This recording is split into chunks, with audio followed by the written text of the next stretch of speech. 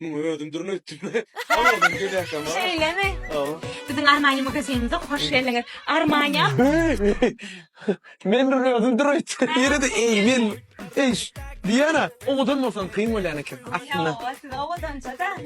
Armanya balya diyen bolsaňyz, endi size gerekli magazini şu Armanya. Men özüm gözap gördüm da Armanya. Men özümden originallat giyinen, başka dat giyinem o. Yem söyledimde original lel goni. Skaner gon geçse şu köyüne katılı olur. O gelişer size. Böyle. Ben bir aylanın ondan sonra gelerine böyle. Sen toçta gelirsin ha. Soğuğa dedim ha. Men karışır. Var. Hükman gel. Sen gelecek diyensin. Var sen Armanya gelecek diydin ha. Sen bana gelecek diyensin kopul savunma.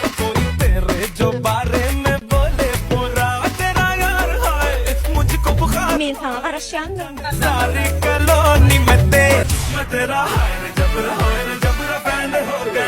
Valla. Burasından ala. Alma. Alacak mı ama? Ona pulun etmeye alma. Ben böylesin tamam vereceğim. Yok gelip gelmem dağıttım satmalı mı? Gelecek diydin ha yurda. Baksın. Oy geldiniz mi? Ben sizin geleceğinizi biliyordum ha. Neyin olacak?